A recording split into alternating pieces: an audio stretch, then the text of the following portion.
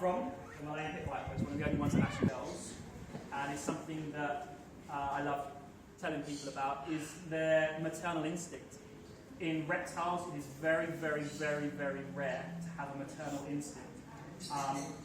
Crocodiles are famous for it, apart from gharials, for some reason, the long-snouted Indian ones. They don't really have a mothering instinct to them for their young. They'll gather leaves and things around, make it into a nest, and they'll lay the eggs inside, and she'll stay there protecting the eggs for hungry and children are nice and tasty. But they will hang around and protect it for the first few weeks, particularly, which is unheard of in the snake world. So that's just another reason what makes them, for me, such a special snake, is that their capability of what they can do, and actually the reality of what they're like, if you just treat them with a bit of respect, and then their mothering instinct. As I said, they are clever. They're very nice, This is whereas the other reticulated python. are really friendly, really sweet, and the person who caught that, they caught that in the wild.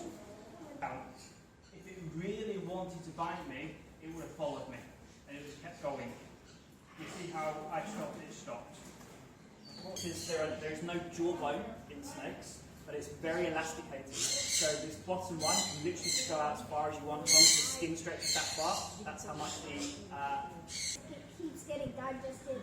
Absolutely, yeah. So, and you can see the lump going through down into the body. But I just want to know, how does the berry survive with stomach acid?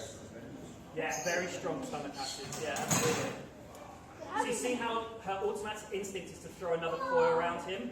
Once that coil goes around you, then you're out of control. Unless you have another person helping, they're so strong and powerful.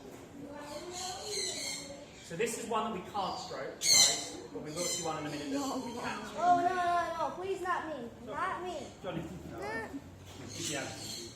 This is a gravel python. He's a little bit more child friendly.